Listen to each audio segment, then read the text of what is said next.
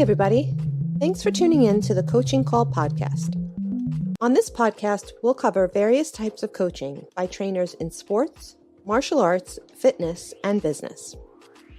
We'll discuss each coach's methods to getting the most out of their respective athletes or clients and how they attempt to change the platform in which they coach. Join us on a fun adventure as we discuss unique coaching styles. Coaching is a universal part of how we get others to get something done. Join your host, Rafael, and his guests on this unique journey in coaching. Hi, I'm Sifu Rafael, and this is the Coaching Call podcast. If you enjoy this episode, please subscribe and leave a review. This episode was made possible by listeners like you. Debra, good morning. Welcome to Coaching Call. How are you this morning? I am fantastic. Thank you for having me. Oh, yes. I'm super excited. And we were talking about how you had a little frost this morning. We did. Right? I'm in central Oklahoma, and it is typically pretty warm still this year, but we went all the way down. Some northern Oklahoma had a hard freeze, but here where I am in central Oklahoma, just a little bit frosty. And I had to actually turn on the heat a little bit this morning. Was a little chilly. So a good eye opener, right? There you go. There you go. Well, thank you for being here with me. And I hope you warmed up because we're going to get into it. We're about to warm it up. We're going to warm it up because for me, it's about getting to know you at a deeper level. Then we kind of know each other tiny, tiny little bit. And then we're going to get to go from your childhood all the way to your current date and why you're so amazing today. So tell me where you grew up and where were you born? Where'd you grow up before the age of 10 and who influenced you even back then? You know, I'm a native Oklahoman. I was born in the panhandle of Oklahoma, which was no man's land. No state wanted that area in Guyman, Oklahoma. And my dad was in construction and engineering, and they traveled a little bit. And so I don't think they lived there very long. And then by the time I was really a young toddler, my mom had settled back in the little hometown that she grew up in northwest Oklahoma called Buffalo, Oklahoma. And she lived there really right up until she died when she wasn't at my house. And it's just a typical small town. I was born in the 60s, and it was kind of a thriving little farming, ranching community. And it's still there. It has about, I'm going to say 12 or 1,300 people there. But it was a nice childhood, a small town growing up, you know, in the ideological time of the early 70s in school. And my daddy died when I was young. He was almost 20 years older than my mom. He would be, 103 if he were alive today. Wow. And so I was really with a single mom. And I had two siblings that were growing up with me, and I was very influenced by her and the other women in her life, mostly like my aunts. There were 8 children in her family that grew to adulthood, and they all had a bunch of kids, and they were all around there. And so lots of strong women that didn't have a lot of male masculine role models in my life. I really didn't. And so up until about 10, that's kind of how I was. I was a smart kid. I'm a pretty smart person, and school came very easily to me. And because of that, I was also kind of rebellious, right? Even today in my 50s, it's not a good idea for me to get really bored or idle for too long, because I can definitely still be a little bit rebellious. And, you know, or if I work too much, blowing off steam is important. And if I push myself too hard, then I you got to cut loose a little bit, right? That's it. And I went like kindergarten through 12th grade there in Buffalo. I have many friends that I went kindergarten through 12th grade with in high school. And I don't know if that's a function of kind of small town and living in one place the whole time, or if it's just kind of the era. But most of my classmates I'm still in contact with, and some of them I'm still good friends. So we did that, graduated. I was valedictorian, even though I got suspended a couple of times. I mean, it's part of who I am, and I'm definitely not proud of those moments, but that is part of who I was growing up. And I survived, I thrived, and I went to college at Oklahoma State University. If you're anyone out there likes American football, I was there when Barry Sanders was there when he won the Heisman Trophy, and it was a great time to be in college. And college really shaped a lot of who I am. I was, I lived in a small town. I hadn't been exposed to a lot of culture, and there weren't a lot of minorities in my little small town in the 70s. And it really helped me see the world. And I was part of a kind of a punk rock kind of counterculture, a lot of very eclectic friends. And that's where I developed, that's where I became really Debra, who I really felt at my core. And I developed all my musical taste, everything about, you're in that 18 to 23 age, and such a influential time in your life. And I loved school. I found out I was halfway through college before I realized I was good at sales.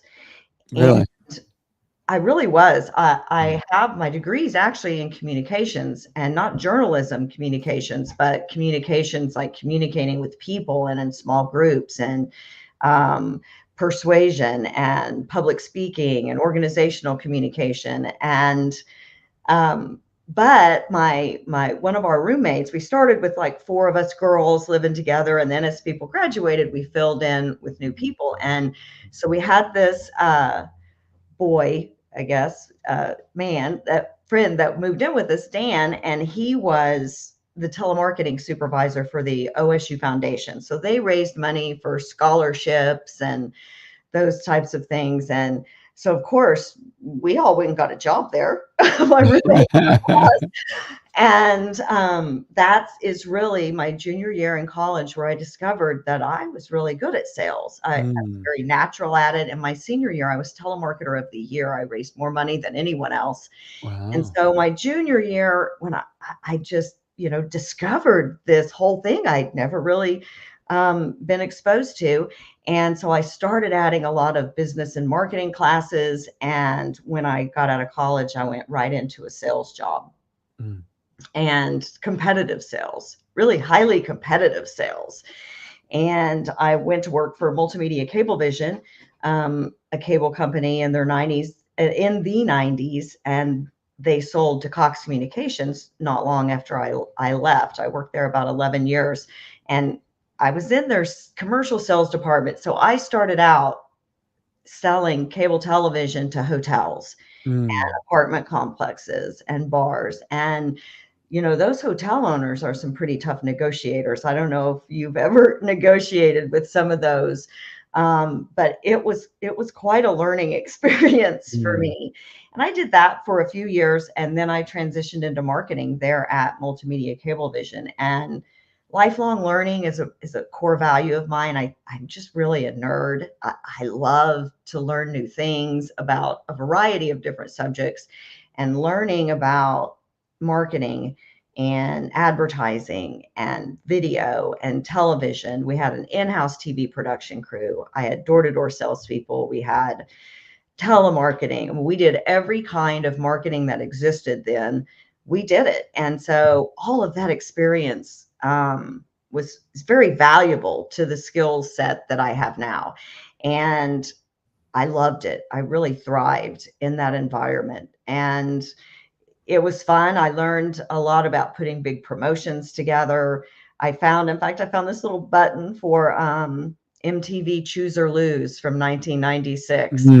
We did, which was their big election, Rock the Vote, all of those big campaigns back when MTV played music. And it we won a big award from Gannett at that time. And so I learned so much during that time. And I was married, I started my family, and was really in corporate America, running marketing departments and learning everything that I could, absorbing as much as I could in that environment. And stayed there for, I think I worked there about 11 or 12 years. Actually, we launched phone still when all the cable companies started launching phone service to compete with AT&T and Southwestern Bell and all of those back in the day. And then I got stolen away and went and launched some other stuff and just Hang on really a second. built. Hang on a second. Before you unpack all that, because you've given Okay. me so much information. I have information Right. overload right now. And I love it because, one of the things that you really made me think about is so many people leave college and don't know what they're going to do with their lives. Meanwhile, in your junior year, you're like, wait a minute, this is something I have passion for. And then you also talked about communication and all aspects of communication. And to me, that's something that I really have a passion for as it impacted my life. So your mom was primarily the one there, and you said mostly women in your life. And then you Mhm. you were living with four girls or three other girls, and then this young man came in, and because you all everything happens for a reason, right? You all allowed this guy, I think his name was Dan, right? You Mhm. allowed him to join, I guess your living quarters, if you will. Right, our household. But you also realize that you all can benefit from knowing him because you did. You all went and worked where he was working. And then how many others stayed with that? Because a lot of people have had jobs throughout their years as in their 20s and so forth. And so many people have switched 20, 30 jobs. Some people have been at the same job since they started. Some people started working at a warehouse and they're still working at a warehouse and they're still maybe they're manager of a warehouse, but they never went higher and higher. But some people move from job to job. I know I did. Um, and I left corporate America early 90s, right? I mean, very early 90s. Mhm. Uh, maybe it was, maybe actually it was late 80s when I left corporate America. Wow. So I've been working for myself as an entrepreneur ever since. And I can't, one of a friend of mine said to me, Rafael, you're unemployable. You know too much and you want too much. I said, that's true. I always I want feel more. that. I always want more. So who in college you had someone who actually came and kind of veered you or guided you, and just because it was like, oh, that sounds like fun, but there had to be some mentorship there for you to go, wait a minute, I'm actually good at this. Tell me about that. Oh, I didn't really have a lot of mentors in college. No, even in the My work environment, because well, you were in college and then you started working for people, right? well, and I got my first job when I was 12, Mm, waiting tables at a diner in Buffalo, Oklahoma. look at And that. so I had done a lot of waiting tables while I was in college and a little bit of bartending. And I worked at a convenience store for part of the Mm, time too, all before I got the telemarketing job with Oklahoma State. And, I think maybe it was, I'm just doing the work, right? I mean, I was raised in a generation where you tried your hardest always, you tried to do your best. And so that's really what I was doing. And it kind of just became obvious to all of us that I was good mm, at it. And my roommates kind of teased me about it. Um, but Dan, Dan was kind of a he wasn't a real rah-rah guy. He's an attorney now. He Mm. went to law school, but he wasn't a real big sales guy necessarily. But he did train us and of course encouraged me when I did well. And then he graduated before my senior year.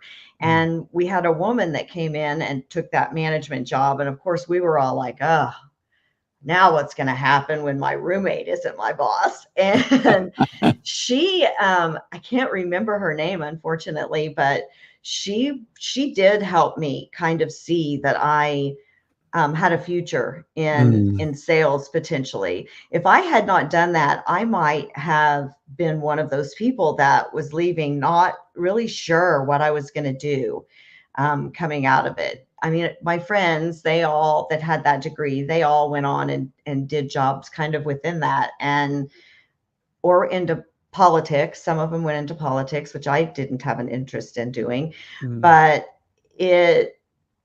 it was still really, I was still really nervous when I was applying for a lot of sales jobs. It was pretty nerve wracking because I'd not had any outside sales experience to really speak of. And now I know that all of those waiting tables jobs were all sales jobs, right? Yeah, absolutely. But at the time, you know, you don't think of it as that, but that's what you're doing. You're busting up that bar tab to get bigger tips and all the things. And now I know from experience that that was Customer really a service lot of, too, right? yes, yes. So, you know, that now once I got into my first sales job, there were women there and men that kind of helped and guided me along the way, and I learned a lot from them. Mm. I never really had someone that just took me under their wing, and I think a lot of that's I'm a naturally really independent person, and I did have one manager that she did helped me a lot and really encouraged me. Her name was Rosemary, and um, she did, but she was kind of confrontational. You know what I mean? Corporate America is confrontational. Oh yeah. Like you want to be good, but you don't want to be threatening. And as soon as somebody thinks that you might be better than them, and you were in corporate, you know what that's like, that there's Mhm. this thing about competition, and I did not thrive in that portion of it. I was an athlete, so I'm competitive, but not about everything, and not I'm much more collaborative. And so there was a lot of discomfort for me. And I think that a lot of the women that I worked with, it was adversarial. Think about it. It was the early 90s. And Mm. so it's just corporate America is just not a nice place in a lot of ways. And as a young Yeah. idealist, I mean, I was so idealistic, thinking that, everyone wants to help one another. We're all in this Mm. together. And that whole youthful, uh, naive, but that vision of what you think it's going to be like. And then when you get there and it's like, gosh, why is everyone so mean? And it was a big adjustment to that kind of culture. Then coming from the sales environment I was in college, was everyone was friends. We all got along. Somebody did good, we cheered them on. There Mm. wasn't that adversarial feeling that there was in corporate America. And I'm not talking about between other salespeople. I'm talking about other management people Mhm. within that. So I don't know if they could see that, I was good, that I was going to be somebody that they were. I had one of them tell me one time that they didn't like me because one day I was going to be their boss. And so that for me, and I think that's true of a lot of women, if you're an assertive woman and you have goals, especially back then, it wasn't like it is now. And the Me Too movement has helped so much. There was none of that back then. Mm. It was nothing for, if you think about what the United States was like in the 90s, people smoked cigarettes at their desks at Yeah. work. Well, Everywhere we went, it's there was cigarette smoke. it, It's it just a was different always. time. Oh yeah, it was also about climbing the corporate ladder. But what people didn't say is that the corporate ladder is made of humans. Yes, exactly. That is exactly right. And it was a huge adjustment for me, and one that it was hard for me to thrive in that environment. I'm not somebody that naturally steps on somebody else's head to Mm, climb up. And I did well, but that was based on skill. It really was. I just couldn't knock that person down to lift myself up. It's just not my mm, natural state of being. And I was really uncomfortable with the thought of it. And I couldn't really conform to it. It caused me stress, mm. that anxiety feeling of, gosh, what is this person going to do today? And, it was hard to sometimes even focus on work because of it. I think there's a kind of a misnomer about corporate America, and that when you're in there, it is competitive and cutthroat and people want to, win. And I think there's a feeling that everyone's out to get you, whether they are or not. Yeah. What are some of the lessons you say that you learned while you were in corporate America that definitely helped shape you because maybe somebody was trying to step on your head, if you will? So, what are some of those lessons that you still carry with you today? I think the biggest one is to stand in my own power, not give that away. That no matter what happens outside, right? No matter what they're doing, if I can stay within what I'm doing and make sure that my world, my work, my stuff is good, my stuff gets done, and I can do that without having a hateful attitude towards others, that Mm, I'm always going to be good no matter what happens. And I don't know if I learned that right then, but those experiences that I had really shaped the kind of a manager I was going to be, the kind of uh, a lot of what I didn't want, right? All of the good, it helped me see that being influenced by all of that took away who I was. And standing in my own power as myself was the only way that you can really survive intact without it affecting your psyche and being in there. I don't know anybody that's in corporate America that's very happy, honestly, mm, because of the stress that's involved. And some of that is just, frankly, the environment. But you mm, also have to consider that when I transitioned into marketing, I was in a very competitive industry. And so it's uh, competitive sales. I was responsible for the growth that the marketing budget that we planned on produced, and the pressure involved in that when the numbers were down mm. uh, was incredible. I'm sure It there's a lot of pressure when the numbers are down because you need a quota, right? Yeah, for the whole company, not just for your sales department or that sales guy or for yourself. When you're in marketing, you're running that marketing department, you're responsible for the company's growth for your Mm, sector that you're in. mm. And boy, when it's down, everybody's looking at you. What are we going to do, Deborah? What are we going to do to fix this, Sifu? What are we It's going to on do? your shoulders, Deborah. It's on your shoulders. So, It Deborah, is. you understood sales. You were waiting tables as early as 12, and then you went into all kinds of sales. But then you landed in marketing, and marketing, as you said, is very competitive, right? Because it's not just one little company going after uh, this company, right? Company Hmm. X, you have 500 people trying to get their business, so it's very competitive. And so, what lessons did you learn to kind of stand out and above your competitors?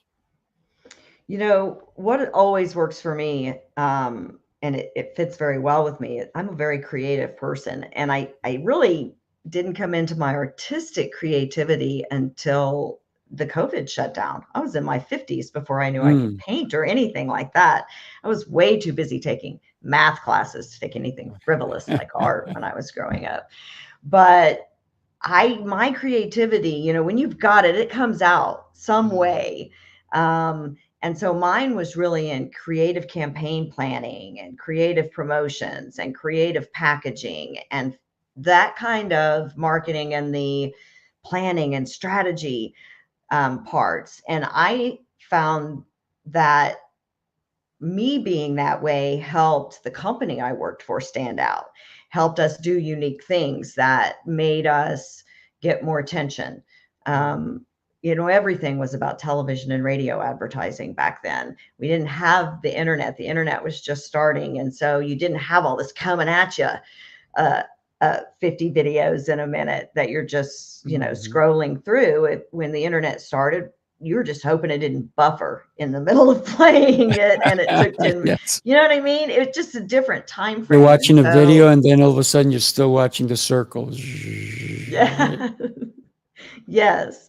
So all of that, in a lot of ways, you're able to is a kind of a different kind of creativity, because you got to be so big and so to stand out. Then you could have like big creative campaigns, and we did some stuff that were so good that like the newspaper would pick it up and do an article about our campaign because it was unique and fun. And so for me, that really helps. And my clients and in my business, that's one of the things that I do really well, is have a creative idea, a way to package, a way to promote that is unique and that will stand out. And for me, that's what works best. So for a long time, you were in corporate America. What was the catalyst that you said, I'm out? I was working for a company and they wanted me to transfer to Kansas City. They were launching a new office there. I did the market research for it, but I was recently divorced and I had 2 small children, and I didn't want to move. And so I took a job at a smaller company and worked there. And I was still putting in big hours, but it wasn't as, it wasn't corporate. You know what I mean? It was a smaller company and it was much more relaxed setting. I had more freedom if I needed to go pick up the kids or take one of them to work. It allowed me a little bit more freedom. And I got remarried a couple of years after that. And he also had 2 small children. So here we are, he and I both working 60 hours a week. And I'd probably cut down a little bit being a single mom, but I was still humping it, making ends meet. And here we had 4 kids under the age of 7. And, you both can't work those kind of hours and expect your kids to thrive. And so I made hard choices and lots of sacrifices to raise all of those kids. I dropped out of corporate America. I helped my husband run his business, and then I helped him start another business. And I did marketing consulting on the side, and I raised 5 kids. My youngest I adopted late in his life. He was 16 and homeless. So I sacrificed a lot. That's really what got me out of corporate America, was I couldn't do that and take care of my family. And it's a real common theme, I think, for women, right? That what am I going to do? I sacrificed a lot, but you know what? They are fantastic adults now. I want to talk to you about what you just unpacked for all of us. You tell me about your husband that you met, and he's got 2 kids. You have 2 kids, and they're under 7. You decided that you had to do the right thing for the family. And then you said you adopted a child who is 16 at the time. Wow, that is so beautiful that you and your husband decided to do that. And you said he was homeless. How on earth did you even know about this kid? And the fact that you stepped in, you guys are angels, I got to tell you. That's incredible. Well, he's a blood relative of mine. When I talked about my dad being much older than my mom, he was married before and had 2 kids. So I have half siblings, a brother and a sister, that were adults when I was a kid. Right. So, I mean, my half brother's in his late 70s. So my adopted son, my half sister is his grandmother. So my older sister, she's his grandma, and I have known him his whole life, but he would come maybe spend a little bit of time in the summer. And because, I grew up around his mom, my niece, and I didn't realize that she was struggling with alcohol.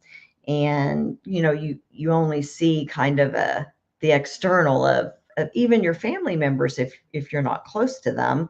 And I certainly wasn't super close to them. I was really external of that. And although I love them very much. And anyway, I got a call from my son, and he said, "Hey, Aunt Debbie, can I, which I don't go by the South, somebody's known me a really long time if they call me Debbie. Can I come over and spend the night and do a load of laundry?" I was like, "Well, sure." I mean, it's in September, so school's going. He should be in school. I don't really know what's going on. I call my sister, and she tells me that my niece, Angie, who was on stepdad number 4, they kicked him out and gave him $40 and a tank of gas and told him to hit the road. He was barely 16. Wow. And so he was sleeping in his vehicle in the Taco Bell parking lot. Oh. And he had been at my sister's house, and then he hadn't gone to school and got into it with her husband. And anyway, he was homeless. And so he gets to my house, and he is skinny and stinky, straggly looking, just dirty and thin, and smoked a pack of cigarettes a day, had an alcohol and a drug problem. Wow, at that age. Yeah. And I never let that boy leave my house. He would say, "Okay, I think I'm going to go." And I would say, "Well, where are you going? Where are you going to go?" And he would say, I don't know. I don't know for sure." I said, "Well, you don't have permission to leave until you can tell me where you're going to go." And after about a week of that, I was also taking care of my mom, who was recovering from cancer. But after about a week, I just decided, I talked to my husband, and I was like, "Let's just get him. Let's just get him. Let's just go to court. Let's just keep him." And I actually became his legal guardian. And so we went to court and got him. And my family was really mean to me about it. Honestly, you would think they would be so happy that I rescued their son. My kids were grown at the time. I was finished with my work pretty much almost. And I think I had one son that was in college that was living at home. And so that's how I ended up with him. I went to court and got him, and he graduated high school in 2020. All they wanted to tell me was how horrible he was and everything that he had done. And eventually I was just like, I don't care. I don't care what he did. And they were just aghast that I didn't care. But I was like, he's been honest with me about all of it. He's told me things that you probably don't even know. And I don't think it's possible to move forward in my household with him without clearing the slate. And eventually, they didn't want him, but they wanted to tell me what to do with him. They wanted involved. They wanted me to talk to them before I made decisions. And I was finally like, "Listen, he's your oldest. Y'all failed. You failed miserably. And I've already successfully raised 4 kids. I neither need your help nor advice." And I ended up having to block them all. Honestly, they were just not nice people to me. And these are family members that I love, but you don't get to suddenly appear in my life. You're not in my support system. You didn't help me raise my kids. And so I really had to just cut them off. And so did he, in order to focus on moving forward without all of that baggage weighing him down. He's a kid, he had a lot of problems, but he survived, and he wanted people to love him. And he really, as much as a kid fights against rules, deep down they want that. He made the statement to me one time, she never even checked to see if I was going to school. The first day I got him in school, I'd already had 4 kids go through that high school. And so I had I knew within an hour when he left school in the middle of the day. You got informed. Yes, I got informed, and I drove him to and from school for 3 weeks. And the last week, every day, I said, you realize how inconvenient this is for me too, right? That's communication 101. I'd love to share this video with you. Take a look. Okay. In a world where words shape destinies and connections forge futures, this November 22nd to the 24th, Speaking Prowess brings you the ultimate hands-on workshop. We have a lineup of some of the most influential communication experts in the industry. These are the voices that will guide you on a journey to enhance your ability to connect, influence, and succeed. Sifu Rafael, master instructor and founder of Speaking Prowess, blends communication and leadership to help you reach your full potential.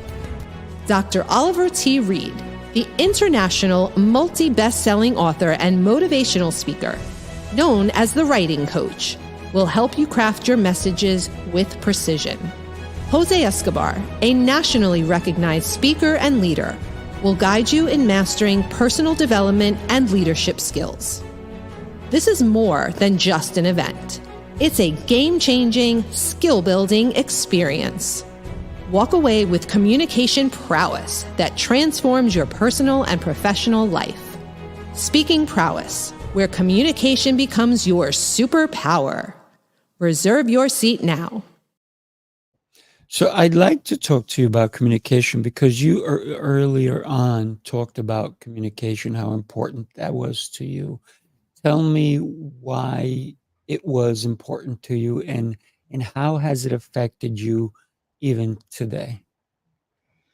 I think that it's the thing that when I sat in, when you're trying to decide what you're going to do with your life and you're young, and I was one of those people who was always in trouble for talking in school, all the way back to first grade, when I would get in trouble. My work was finished. I would finish early, and then I would bother everybody else communicating with them. And it was something that I was good at, communication. And so I made the same score in every subject in my college entrance exams. Very well. So, normally it's like you're really good in math, they stick you in all that stuff that you're good at. But with you're pretty good at a lot of things, it's hard. No one can really give you direction. And it was hard to figure out kind of what I was going to do. And when I landed in that, it was because I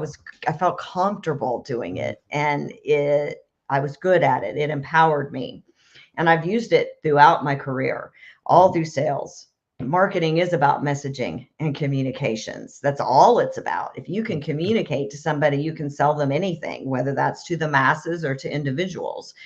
And I've taken all of those skills that I've learned all the way back in college in the 80s, and I use them every day. I use them in not just in my marketing business, but in my sales and mindset coaching business. Communication is life. If we can do that effectively, we can compromise, we can express ourselves to where other people understand. We can understand better because we're good communicators. Being a good communicator is also about being a good listener.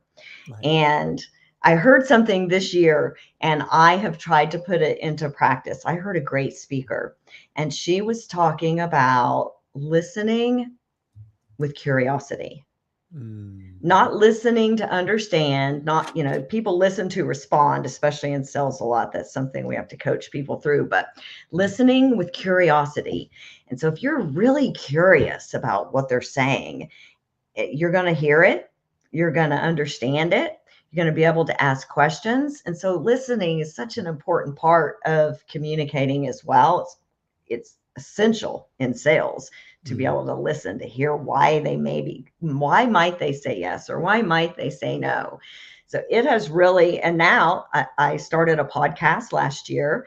And so I obviously use all my communication skills for that. And college, part of that training was public speaking. So I've used that throughout my career as well. It really suited me. And I think we lack, just as humans, especially here in the United States, we really lack a lot of great communication skills. Part of that's because we're triggered and we get mad about something somebody says.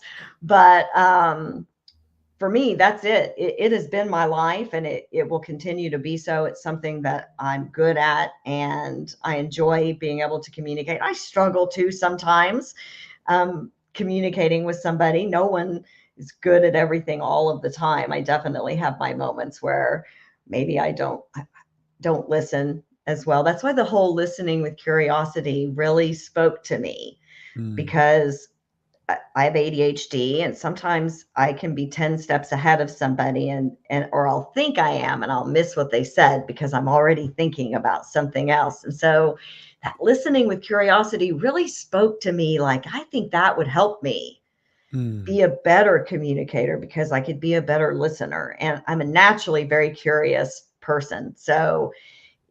But I'd never framed it that way. And I've noticed a difference in my ability to focus and pay attention when somebody's talking. It's not that I'm not interested in it.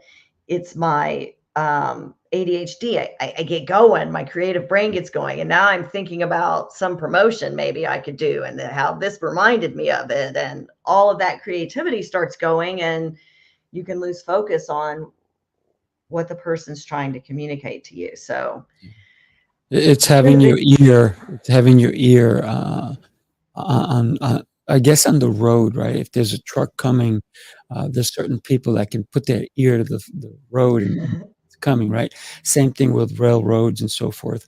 But in marketing, that's extremely important to know what is going to make a difference, and communicating that, whatever it is. It's an article, it's an ad, it's a television piece, because a lot of times, and we've seen it 1,000 times, we see a commercial on television, or open a magazine, and we're like, what is this for? There's no clear message. And I'm like, wow, how much money did they spend? Curious, because I've seen it. I was at somebody's house and they had the TV on, and it caught me, but there was no call to action. And it was not clear as to who they were targeting, or even who the company was. So I was like, if I was interested, it caught me for a little bit, because they had some flashy things. I was like, oh, flash, I got caught on. But then the message was no longer clear. It's like, if I want that, who do I call? How do I contact them? And it was just like a, kind of thing. And I was like, somebody's missing the point here. I talk about this a lot on marketing and sales podcast and in my own podcast. My industry has become very segmented, in the sense of we have content creators, videographers, digital marketing companies, which can mean anything, website developers, photographers, all of these different people that mostly generate content. And the messaging in that content, they've lost any sales focus whatsoever. I have found none of it sells. And it's because it's not their fault. They don't have any sales background, right? They went, now, because of the way social media is, you can just create content, but they focus on, well, they call it branding. When I first got in marketing, we called it demand building advertising. You're building demand for your products and services and for you as provider. And then it became image building. We're working on our image.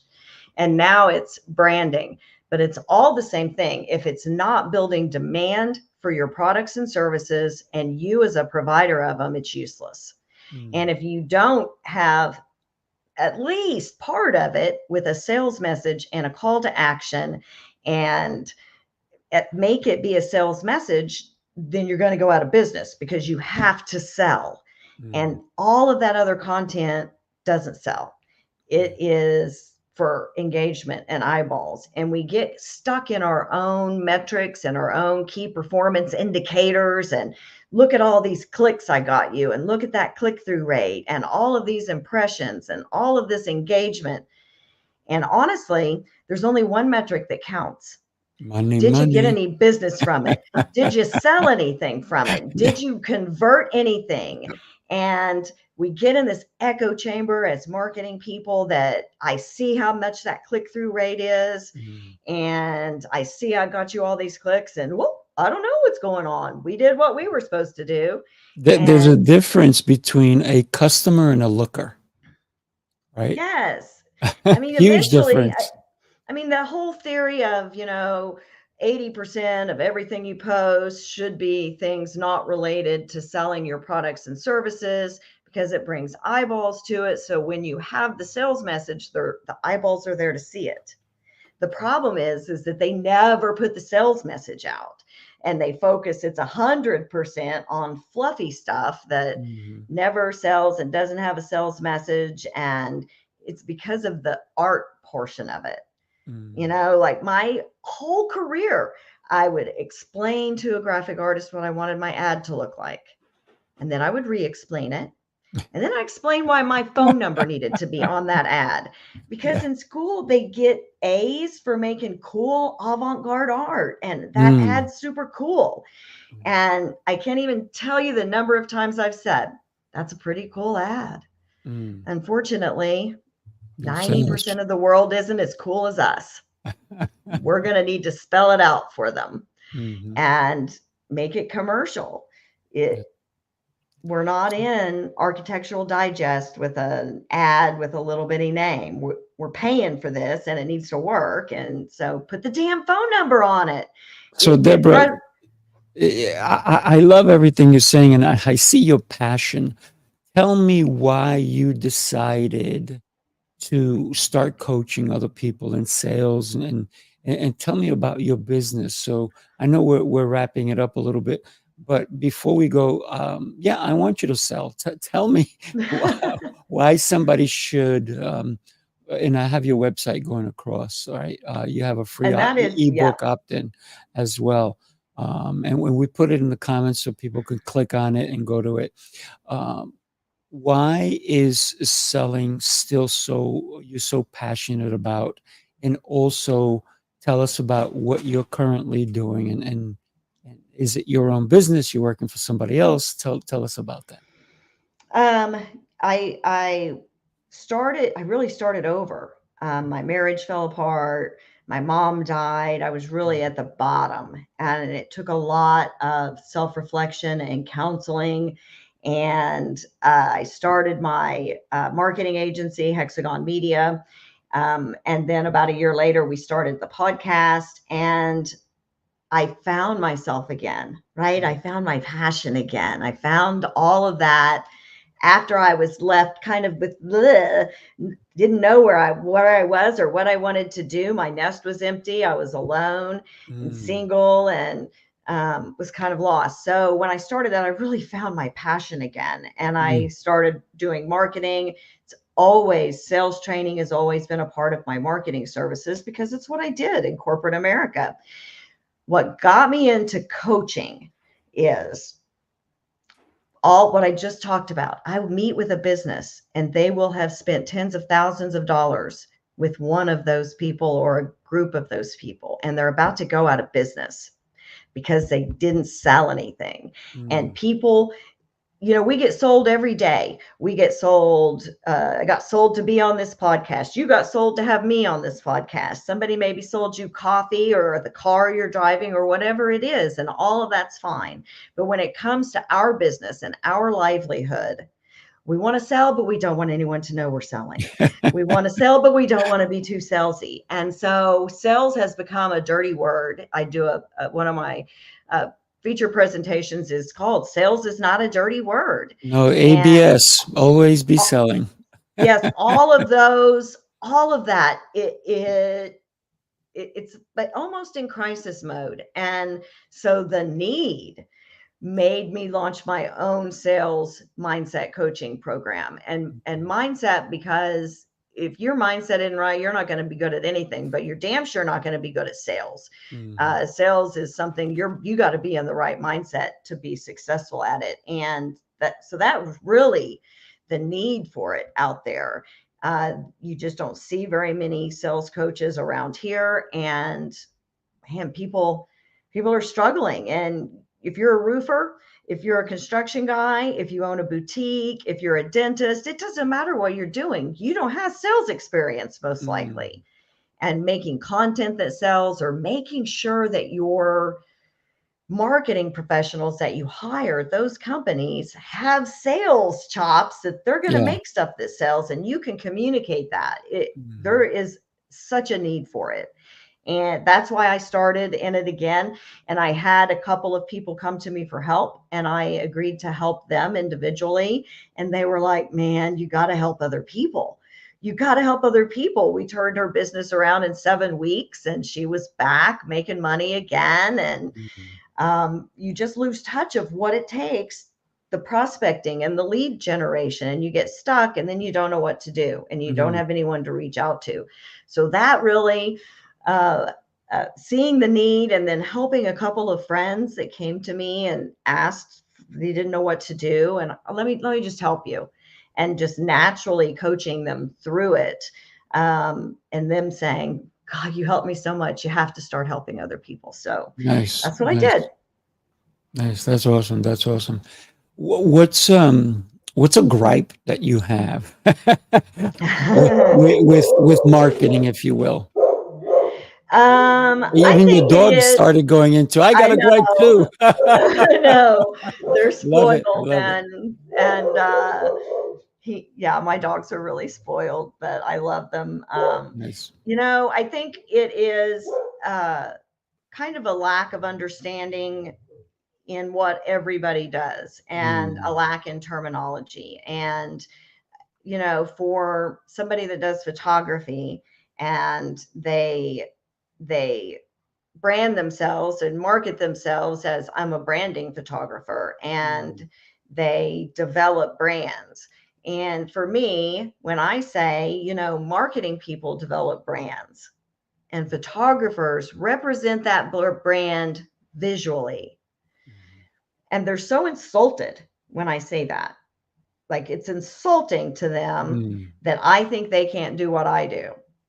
But somehow it's not insulting that I can't do what they do. I can't do what they do. I can't take a brand and represent it in photography. I can't represent that visually. But there's a lot more to a brand than what it looks like, right? Than just And the colors or those, the yeah, I logo. mean, what is that, don't get me wrong, that's important. That's what people see. But what about the meat and potatoes of it? What's your customer service feelings? How do you deal with competitors? What's your pricing strategy? Are you the low cost provider? Are you going to struggle with that because you didn't identify who you are in the pricing matrix of your competition? Who are your competitors? Did you do a SWOT analysis on that? Do you even know what I'm talking about?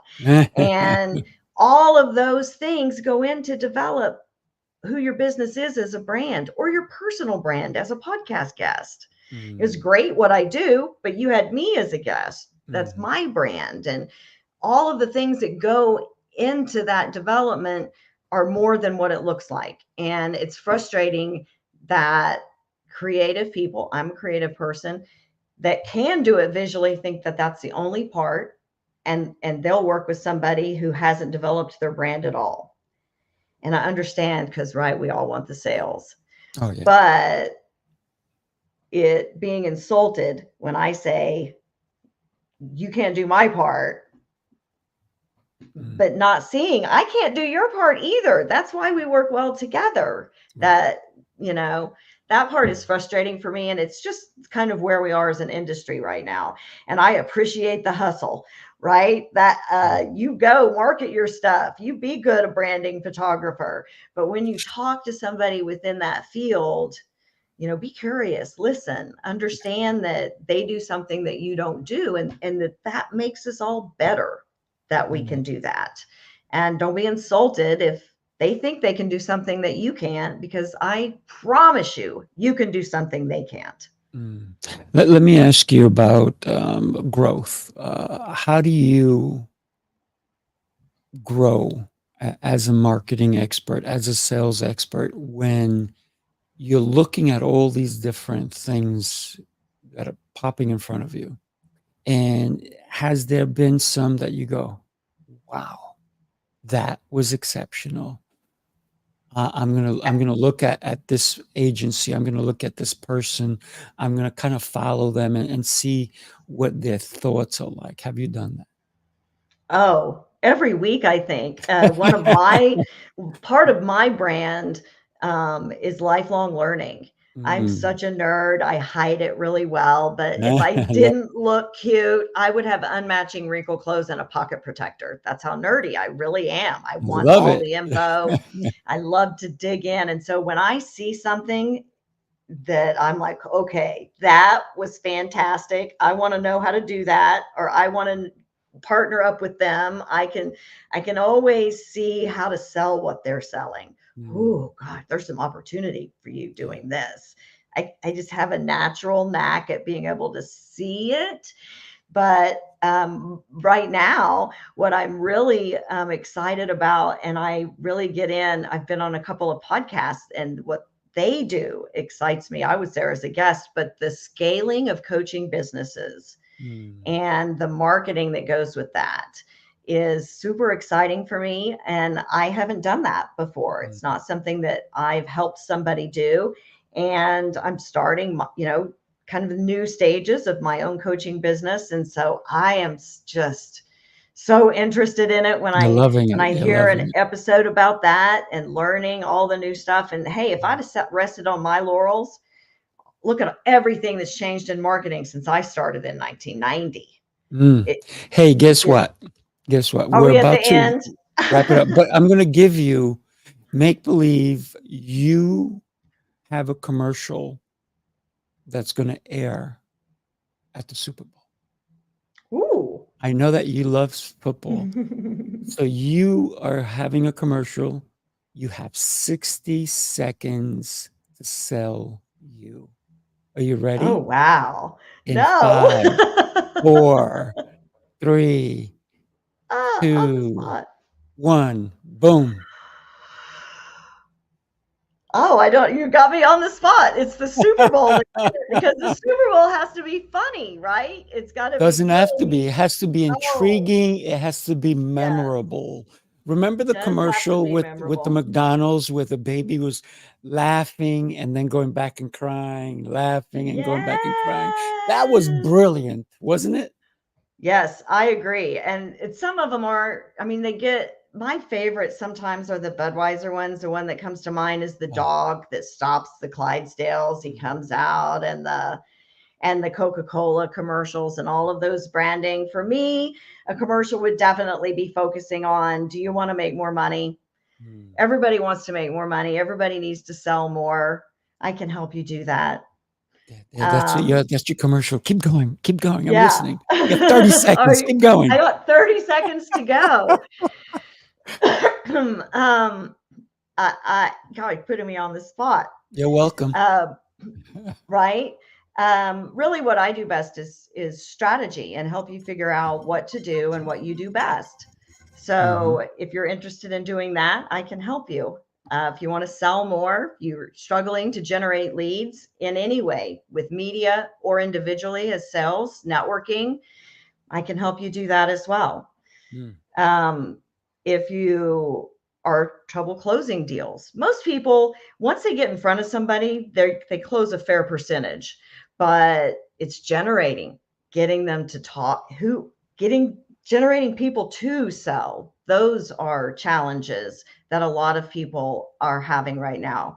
And I'm really good at that. If you need to get in the door, your salesperson and the gatekeeper's got you locked out tight. Boy, I've got creative ways to get in that door. That's Lots it. of fun stuff for that. Food works really well. So, but all of that, the whole process of sales, I've done every aspect of it. And that is coming in and diagnosing where do you need help, and then getting the plan in place. Yeah, you did it. You did it. So we're going to wrap it up. But man, thank you so much. You're such a wealth of knowledge. And I love your passion. And it shows when you speak about your craft and your family and everything else. And when we consider everything that we've spoken about, communication is at the forefront of everything, because every commercial, every ad, everything. Listen, cavemen had to sell, right? Mm-hmm. Everybody. We've known sales forever. Some do it well. Some should get out of the way and let experts do it. Debra, Yep.